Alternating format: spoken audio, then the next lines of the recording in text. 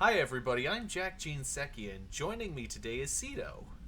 Hello, everybody. Hi. Ceto, what kind of content do you like to make? I personally like to create any sort of content. I prefer to step aside from anything that involves like 18 plus. So Mm-hmm. anything that has to do with not safe work and stuff like that. But Hmm. one of the bigger things that I do enjoy creating is like stupid content and wholesome content. Ah, Because I just think making people laugh, chuckle, it's just worth every like dime, every second is what I live for. mm-hmm. As well as like making the whole fun, wholesome content. I just like supporting, so spreading word about mentals, about safety and stuff like that. I think it's a good thing to think about in this community. So I just like to make any kind of content that has to do with wholesomeness or stupidness. Nice. What made you want to be a VTuber? So I've been wanting to be an entertainer for a big portion of my life, for the sole purpose of giving people a brighter day. Mm-hmm. As for when I wanted to be a VTuber, I wanted to be VTuber for about 7 or 8 years now. But I've been VTubing for several years under different alias. But my Nice, goal has never changed. nice. Yeah. So, what was the process for creating your character? So this is the whole thing. This was originally an adoptable that I got from a friend of mine. Mm-hmm. But I've had similar characters in the past, which made this one like not that standoutish. But this is basically a shark guy, a little shark fella, Okay. and I loved the sea and all the creatures in it and the mysteries. So like doing a shark VTuber, I love that. Hmm. I mean, sharks are cool. They are, There's a reason that Discovery dedicated an entire week to them. and that's why I love sharks. I just love knowing everything about them. Yeah. So, do you have any shark-related lore? As currently, I have not developed any lore again, surrounding this character, Mm-hmm. but I mean, I have worked on a lot of things that are not lore related, which is like scheduling. So VTubers hate. Yeah. So, what's the best thing you get from being a VTuber? It's basically the friends and the people I get to meet. I think that people are just wondrous things to explore. So finding new people, finding new groups, and just seeing how people can learn and have fun on the internet. I like that. Hmm. So, what's something that you do on your channel that you're really good at? Would being stupid consider a talent? If not, I would say it's my endless energy. I could stream for hours and hours with this same energy. I Mm-hmm. would say could probably be because like I'm a little autistic, but aside from that, I think I have energy for the whole stream, so I'm never out of like energy. Nice. So, what do you hope to accomplish through your channel? My biggest goal to accomplish is probably seeing word get around for suicidal prevention organization, as well as seeing a community grow big enough to gather a family online. I want a safe space for everybody, Hmm. whether it's outside of VTuber community or within the VTuber community. Nice. So, uh, who is a VTuber you would love to meet? And do you have Uh, anything you'd like to ask them? that's a hard one. I have two VTubers who I'd love to meet. One of them is Kenji, and the other one is Deme. Hmm. But if I had to choose one, it would be Deme, just for a reason that I think she deserves so much more recognition. Mm-hmm. Whenever I see her positive vibes, I always get happy. But I don't think I have a question for them. I think they've achieved enough things in their life. So, as an outside individual, I'd just like to congrats on their massive platform and the smiles they brought to this world. Hmm. I'm not familiar with Demi, unfortunately. Don't worry. If you like Kenji, you're gonna like them. I know about Kenji. I like Yeah, Kenji. He yeah, seems chill. yeah. He's very chill. If you want to use that word. I haven't watched him in a while. Is he still using the derpy looking model? He always uses. He got for like a 3D model just recently. He used Mm-hmm. it once, never again. What? So Why does he prefer the derpy model? That's what I want to know. I don't know. I think he just thinks that it's a more curse, and I feel like that suits him. All I can think is, man, people like the people like the anime aesthetic. Why do you want this though? It's funny. I, I get that it's funny, but are you sure you want to hang your entire career on that? yeah, I mean, like I've seen like some like clips of him like, oh, people really like the 3D models or the really fine the 2D models, but then as soon as he's done with the reveal and everything, that gets trashed immediately, and he just goes to a new cursed model. And I'm like, yeah, I didn't expect too much. Oh god. So, what are your favorite qualities in a VTuber or streamer? Uh, that's for me basically passion and spirit, because what makes a streamer or a VTuber quality is their passion, personality. Hmm. Whether it's their passion or personality for the love of what they're doing, or the spirit and passion of having their friends gather around. I think spirit or passion is just what makes them the most interesting. Hmm. So I do want to ask, where did the hat come from? Uh, so I'm a shark. Yep. I love fishing, which contradicts themselves. Well, I mean, But sharks love fishing too. yeah, except we might not need rods. But I mean, aside from that, we're doing a good job, and I'm just keeping the nature in control. Sure of it. Sharks are just cleaning up the pool, people. Exactly. We take what people don't want, the scraps. Yeah, yeah, yeah. And is there a reason for the white claw, I mean, or does it just go this with the hat? it goes with that definitely. uh, okay. Uh, do you have any hobbies that you do while you're watching your favorite streamer? Well, whenever I watch like my favorite streamers, I like to draw. Mm-hmm. Drawing makes me feel comfortable, especially if I can get a few laughs while doing tedious things like drawing hands. Mm. Yeah, that's a pain I'll never recover from. I don't think I ever met an artist who didn't specifically hate drawing hands. Yeah, hands is like it's the kryptonite to us. We can do anything. We can draw the most tedious works in our life, but as soon as it comes to hands, I feel like giving up everything I've worked on. So, do you have a favorite subject that you like to draw? I love this is where the Kendrick part comes in. I love doing curse stuff. So like curse doodles, like things that you would laugh at, get a chuckles of, and then just think, okay, this guy, he has problems, but I like this guy. That Hmm. kind of thing. Uh, so, who do you know that you hope to collaborate with soon? Well, I have like a lot of people that I would like to collab with, but to be honest, it's just not about just any like sort of person. Mm-hmm. I'd like to collab with about anyone, and it's not because I really don't care about clout. I Mm-hmm. really don't. I've been VTubing for a long time. This is just another alias, as I said. Mm-hmm. But what I want to do most is basically bring the VTuber community together. I want to know people. I want to get to make people have fun. I don't want people to go on and play their games and think, oh, this is so tedious. I don't want to stream. Yeah. I want them to feel like they want to stream. Mm.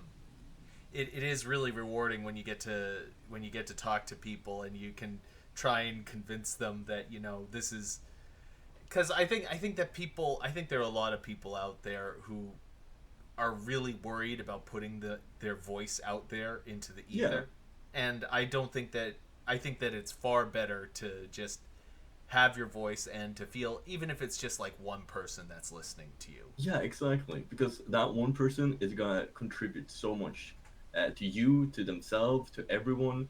It's a community you're building. It takes time, and if it takes time, take it easy. You don't have to rush. Absolutely. So, What advice would you give to someone who wants to be an entertainer? Oh, okay, here it comes. This is my favorite part. There's always someone out there who likes you for you. Doesn't matter if you have a big following or a small followings. That one person who'll stay in your chat just to let you know that they like the content you make will make streaming worth it. So stop looking at numbers and look at the one thing you achieved: a happy soul. You're doing your part in your community. You're enough, and you've done great feats. You shouldn't look down whenever the numbers goes up or down. That's what I think. Nice. So, changing gears a little bit. Yeah. What was your favorite anime and what drew you to it? I've had several animes that really made me fall in love with anime. Hmm. But the one that basically made me fall in love with anime the most would be, I don't know if you've heard this one, but Durarara. Oh, I love that one. Yeah, it's an very underrated anime. I fell in love with the characters, the world building, and also who doesn't love a couple of idiots fighting over some turfs? Like, it's so peak. That studio did a few really good shows. Yeah. They did Durara. They also did another one. I don't know why they like incomprehensible titles, but Bacano Yeah. was fantastic. Yeah, and also on my I'll tell you right now, on my short list of waifus, Celti makes the list. Ooh, okay, okay, yeah. You know what? That's base. I like that. Boy. So, if you could go to an anime convention tomorrow, whom would you cosplay as? Okay, funny enough, I've already been to an convention. So last Okay. time I cosplayed as Jin from League of Legends. I know, stinky. Uh, but if I were to cosplay as another character, I feel like I'd want to cosplay as Askeladd, or this one I'm gonna butcher. I'm sorry. Uh, Qin Shi Huang, Hmm. which is a. Have you seen Record of Ragnarok? No. Okay, well, it's basically gods against humanity, Okay. and one of the people in it are he's supposed to be a king, Hmm. and he's just that badass. I love him. So that's what I probably would you know cosplay as, because I feel like they would mostly suit me. Nice. So, if you could, oh, I, I already asked that question. Oh, I love that question. So, which game did you have the most fun playing on stream? Well, I've only mostly played Minecraft on stream, but I can find myself getting lost on it for hours. Though my knowledge and my executions are to be somewhat lacking, Hmm. but I still enjoy it. Like, yeah, for your information, I joined a server, Hmm. like a streamer server, and after logging in 3 times, I've already hit triple digits in deaths. And I tried to survive. Trust me, I tried my hardest. So, so how long have you been playing Minecraft? Out of curiosity. I've been playing Minecraft. I played it a long time ago. I was probably playing when it came out. Yeah. Played it like maybe a few months, then stopped. Then I just had like 1 week each time, like intervals, like every year or something like that. Hmm. Uh, but now that I got into it more, I realized how much I've forgotten. That and it's so different now. I mean, Yeah, I originally played it when it was in beta, so I bought it when it was on sale during the beta, and oh god, that makes me feel so old. But it yeah, now I look at it today and it's almost unrecognizable. They have so many different things now that they've added to it since then, and yeah. I remember the Nether not even being like even there was nothing in the Nether like when it yeah. was released, and like the good old days. The Nether was just the place that you went to if you just wanted to feel pain. Yeah. There was nothing really there. You just went there if you wanted to, suffer for a while. Yeah, like sightseeing but with extra steps of torture. Yeah. Uh, are there any games that you're looking forward to? Yeah, it's gonna have to be either Slay the Spire 2, which is a game I've played many, many hours on, and I would probably spend another 100 hours on playing. Mm-hmm. Or it would be a very newly anticipated game coming out, which is Halloween. Hmm. And if it works like Friday the 13th, the game, I am spending every dime in my wallet to get that game. I've heard that they were making a game adaptation. Yeah? I don't Yeah. know how what what what do you think the game is going to resemble exactly? Well, I would hope it's gonna be like a sort of mix between Dead by Daylight and Friday the 13th, where you have this small map, but you have to call in, cops and everything. But there's one thing that I really hope, from what I didn't like about Friday the 13th. I wanted it to be more easy, easy to kill Halloween, like the character, Yeah. Michael Myers. Yes. Um, because in Friday the 13th, it felt too hard to do that, and I Mm. was too stupid to get that executed. So, Mm. So, this is the part of the interview where I like to ask the more random questions. Which do you prefer, Elvis or the Beatles? I won't lie. I mostly prefer the Beatles because I generally enjoy their music. I've listened to like some of their songs a Nice. lot on loop, but it doesn't mean I hate Elvis. Don't get me wrong. I just think that the Beatles has a kick to it like no other. So, what's your favorite Beatles song? That I can't say. I don't. The thing is, I can't remember any songs in any band in any even my favorite bands like Radiohead and stuff like that. I can't remember. You, No you way. you can't remember the names of any of the songs from. No, I can't. I can't.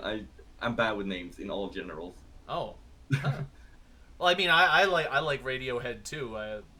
I suppose I don't know how many names I can think of off the top of my head though. It's I can just. think of a few. Paranoid Android, a good one. I mean, I feel like Creep is an obvious one, but like, just, aside from that, like I don't know many. Yeah. The thing about Radiohead is the band that I listen to when I want to feel really, really sad. It does have that vibe. Uh, so it's not what I'm saying that I'm really sad all the time. Trust me. Oh yeah. I'm not saying my favorite band, but it's just I really like their the type of music they make. They do have really interesting music theory behind the stuff that they make. I found Yeah, it's very complicated stuff, which I like. yeah, I Uh, love what complicated. so, what's a song? This might be a difficult one. What's a song you can't help but dance to when you hear it? This is a song I've had on loop. I've listened to this for weeks on weeks. Mm-hmm. Um, and it's Bird Brain by Teto. I actually know that one. Yes, it is probably one of my favorite songs she's made, in my opinion, Mm-hmm. because it kind of resonates with me. Because some people interpret different ways. That's how it's gonna be with every song. Mm. But that one goes deeply for me because, for me, it tells a story of someone who's autistic and have a hard time being themselves and opening up Mm. because they're afraid people will think it's too much. Mm. So I like that one, and also the beat goes hard. Nice. So, uh, what's your favorite chill out movie? Okay, one of the movies that I've always enjoyed as a child and watched a million times Mm-hmm. is A Nightmare Before Christmas. Hmm. Okay. Uh, it made me fall in love with stop motion, uh, and I love about just everything: the characters, the settings, the songs, even the smallest details. And I'm not gonna lie, who doesn't love Jack Skellington? I mean, he was played by Danny Elfman, wasn't he? Yeah, Yeah, I and Danny he, Elfman, very talented musician, very yeah. talented. So it's just like a great movie all along. I could watch it even today if it wasn't like another full rerun. Yeah, no, I like I like his work with Oingo Boingo, if you're familiar with them. I don't think I'm familiar with that one. Yeah, he was in a band in the '80s called Oingo Boingo, and they did a lot of it. We were talking about like music theory stuff earlier. Oingo Boingo did some music theory stuff too. It was very interesting. Uh, it's definitely worth a listen if you ever get the chance. Uh, Okay, so, I'll put it down on my note then. what's something crazy you've always wanted to try doing? Something I've always wanted to do. If I had the time and money, I would probably start going from one end of my country, Sweden, to an other end without taking any transport, using no money, all that. So what Uh, so can yeah, you elaborate? Do you mean like you would hitchhike, or do you mean you would like walk or take a bike or? I would just walk, no bike, no hitchhiking, just walk throughout the whole country, see if I could do survive with like almost no money, nothing, and just see where it ends me. Because I want to see the most beautiful places that you can see driving a car. Hmm.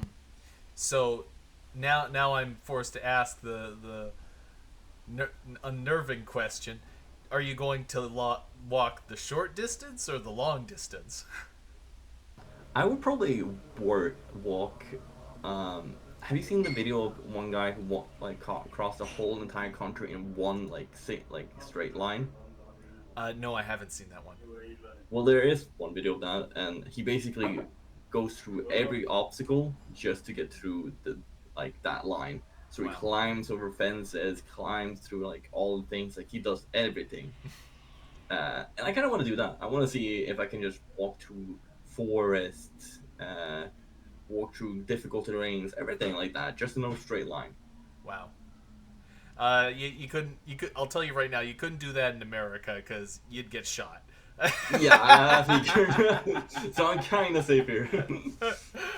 You run into the backwoods guy with the gun. This is private property. Yeah, I feel like I wouldn't even get a warning before I would get shot. So I'm good. Oh, okay. So, would you ever talk to a stranger unprompted in a public setting? Well, I don't know if you know about this, which is kind of funny. In Sweden, we have an unwritten rule, which is do not disturb strangers in public. Yeah. That's why you can't talk to anyone in the trains or bus or anywhere that is public, which is crazy, in my opinion. But if I see that someone looks down or might need some help, I'm gonna do it by my own free will, because I do like talking to people. I do like cheering people up. Mm. But if I know that they probably don't want to get disturbed, I'm not gonna interact. Mm. That's a very unusual thing to have. I mean, the only place that I see the unwritten no talking rule is if you're Yeah. in like a really densely populated city, like on the subway. If you're on like a subway somewhere, there's you don't talk to anyone. You just don't do it. You know, that's a funny thing here because I feel like in Sweden at least, it's different. In like small areas where it's not too that condensed, you don't talk. When there's like a lot of people in one place, you can talk to anyone and people would just be happy. It Hmm. makes no sense. That is unusual. Hmm. So, what game makes you the most competitive? Okay, this is gonna be a crazy one. I'm not really that competitive in games, Hmm. but there's one game that does make me competitive. Have you ever heard of the like um, Asian board game called Mayon? No, I've never heard of that one. Well, basically, think of it like poker, but with chips and stuff like that. Yep. So I play it. It even exists on Steam, Hmm. and I'm thinking I'm having a good time until I realize that whenever I calculate the odds and the predictions, it doesn't matter. I just have the worst luck in the world. So I get I get fucked by everything. uh, yeah, bad odds. I think draws out the the personalities of everyone, I think. Yeah, and especially when the odds look good and you're a gambler at heart, it says something else. So do you enjoy the casual gambling? um, I mean, I love blackjack. I love poker. I don't know if that says anything. I, I It think I love gambling, just not with money. That I'm bad at. Of course, of course. So do you do any of the the modern anime equivalent, the gotcha pull? I've tried. I've played Genshin. I've played Zenless Zero, Zenless Zone Zero. Yeah, that game. Yep. Honkai Star Rail. I played almost all the gacha games, and I played a pretty fair amount of them. Like I think I almost maxed out my Honkai Star Rail, maxed out my Genshin at that time, and same with Endless. But the thing is, I kind of I kind of lose interest real quick when it comes to gacha games. So what do you think compels you with like the more gambling oriented games? Do you think that it's like you're getting more? I mean, you're obviously not gambling with money, but probably chips or something like that, I assume. Yeah, Is yeah. it just like racking up the points in that way, you think? No. It's seeing my opponents feel fear in me. Yeah. That's what I want. Yeah. But Yep. then it doesn't happen, so I get sad again. So really, the there wouldn't be much point, I assume, for you to play these sorts of things online. You'd have to do it in person, otherwise you wouldn't get the impact of seeing the other person, squirming. No, that's the fun thing.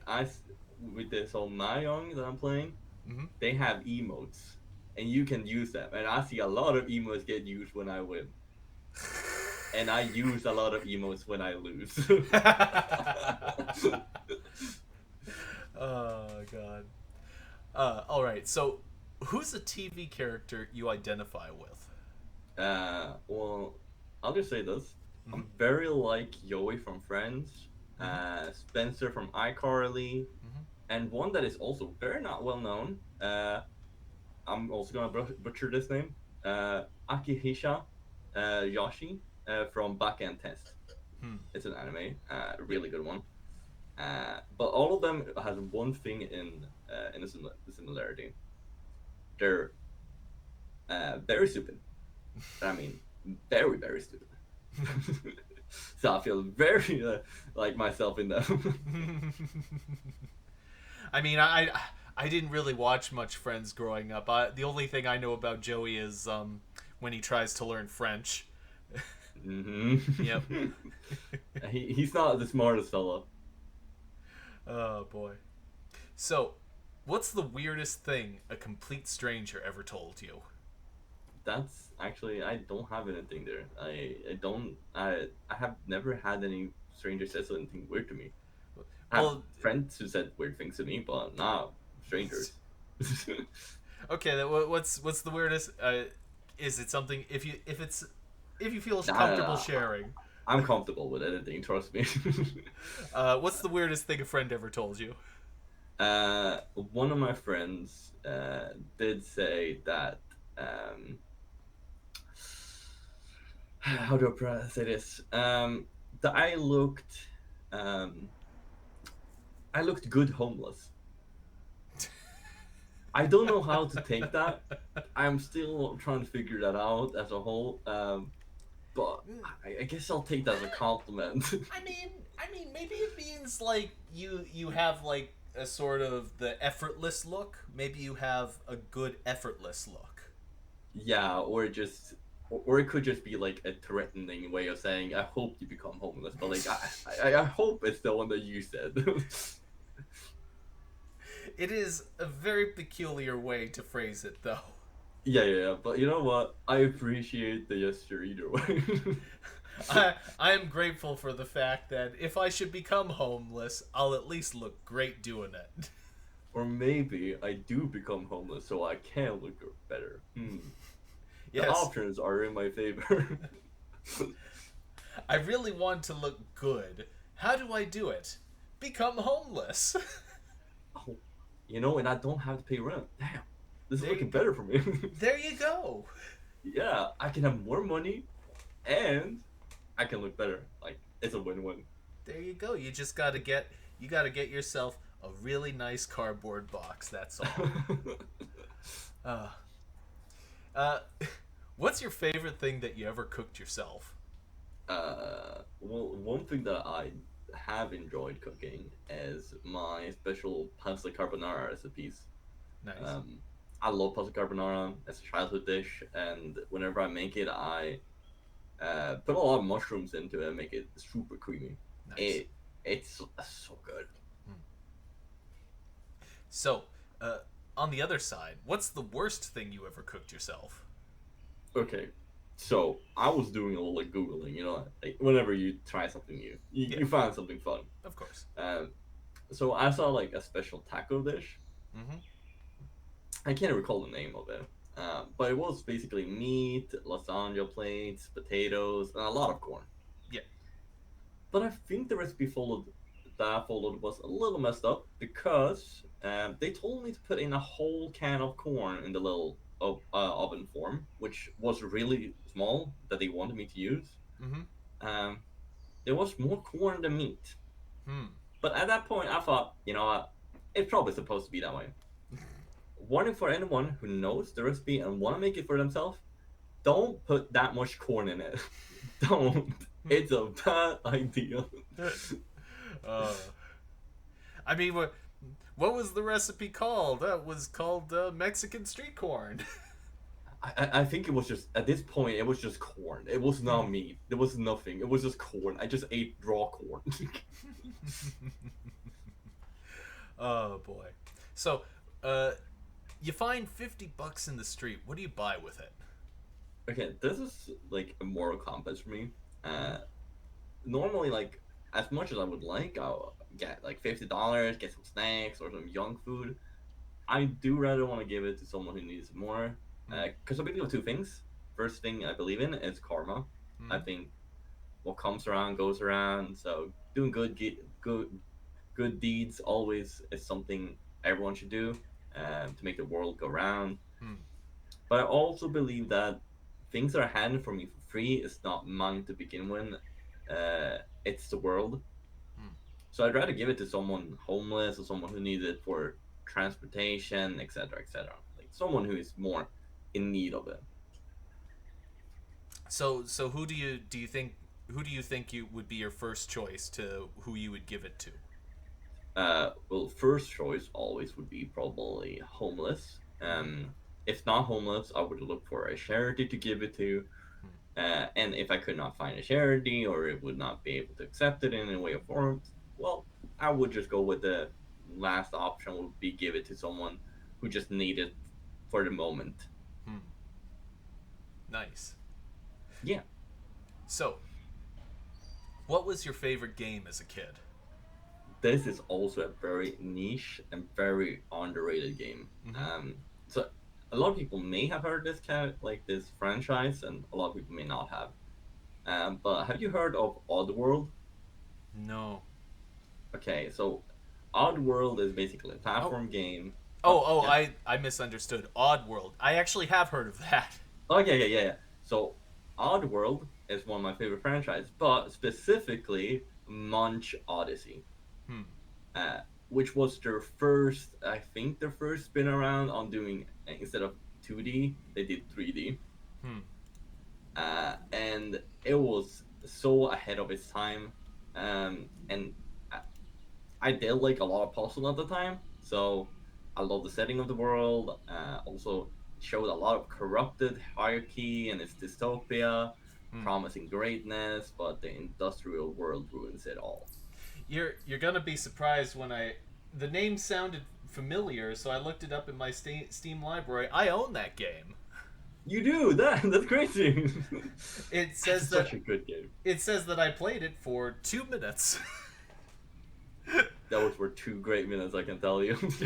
I probably what probably happened, what I think may have happened is I I bought the game thinking it would be something else, and then I Yeah. played it and I was like, no, it's not that.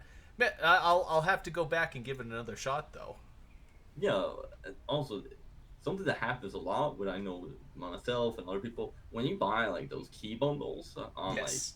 those sites, you get random like games you had never heard of, and then someday you're just gonna accidentally press it, open it, and then just never open it again. Yes. That may have, because I'm pretty sure I did get that one in a bundle. Oh, Hey, it's a good bundle. Tell hey, you that. hey, bundles are great because you get like all sorts of you get little hidden gems that you otherwise would never have found on your own. Yeah, some gems that probably should stay unknown. I've gotten some questionable things from that. Trust me. How about those I game? How about those games? They're just like a achievement farming, and it's obvious that they just made this so that you could get achievements for Steam or something like that, and yeah, they're just total non games. Come on.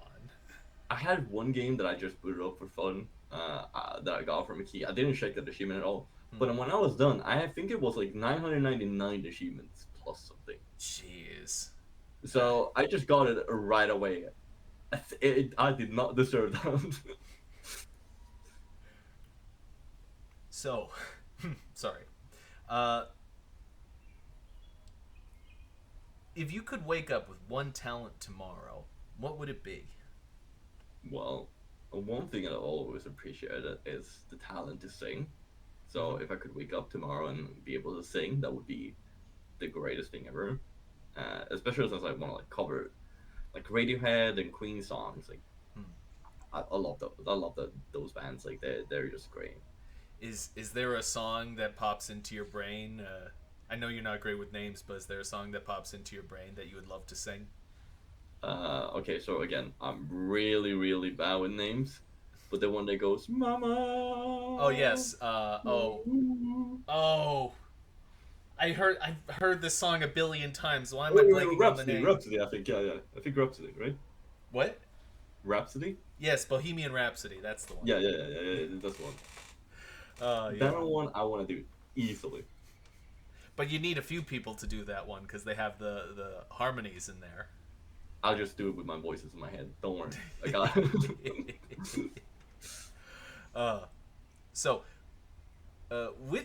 which decade's aesthetic vibes with you the most?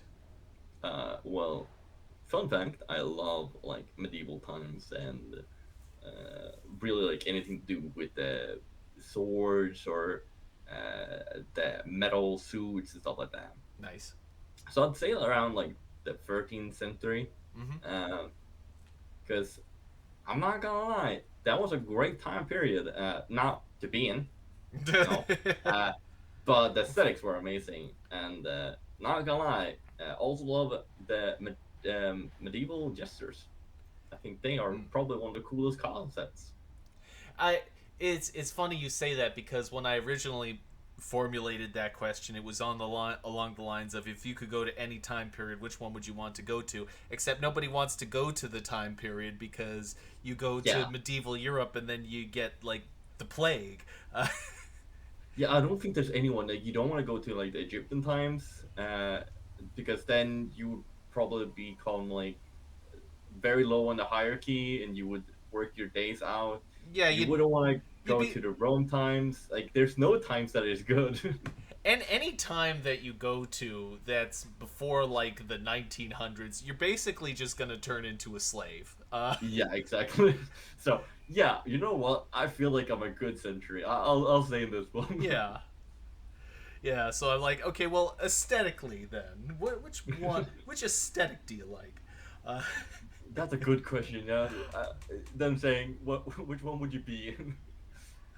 with, I want to go to the decade where I'm least likely to have to work for nothing. I want Okay, to be in the decade where I might die in a proximity of like a year or two. Yeah. what time do you want to go to? Dinosaurs. You know what? I feel like I would have the greatest survival out of all the other eras. I don't know. I think I'd have the least chance of surviving in the dinosaurs because they first of all, I don't know what the atmosphere is like. It's probably like brutal. and then you have like what I can only imagine are like the most foul diseases that people have ever heard of. Ooh. But you could rhyme a triceratops. Yeah, now we're talking. There you go. And then you're left with the question of like what period, because everyone thinks of dinosaurs as all just walking around the same time period. No, they're separated by like millions of years. Yeah, it didn't happen in like 100 years or something. That it was a long period. uh, so, uh, do you collect anything?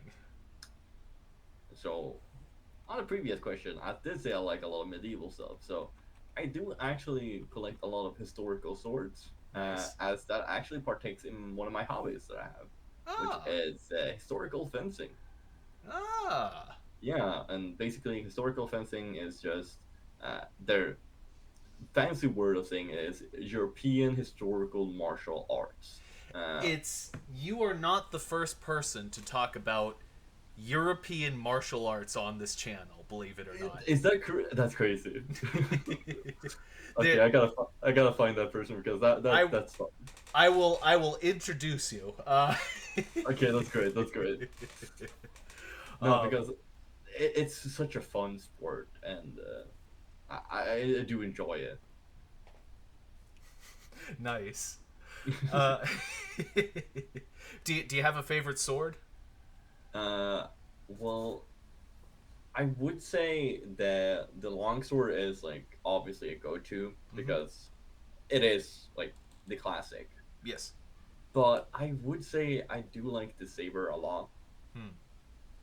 because of how it's built and how the like mechanics of it works. Hmm. Uh, because funny enough, the books that they have are quite big, so there's a lot of techniques in just one book, and there's several books about each sword. Wow. Yeah, so there's a lot to study.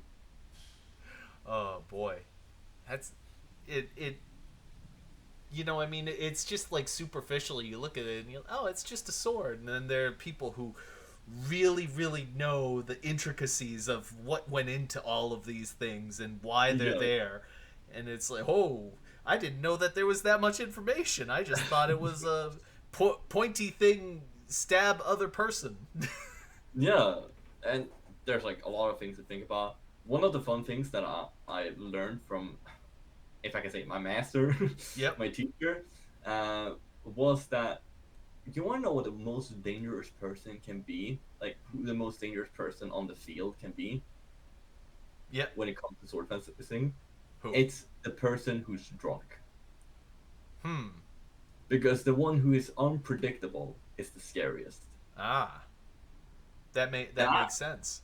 I think that's actually so funny because you can hone your skills for years to years, but if someone just drinks a couple of beers, damn, he's scarier than you.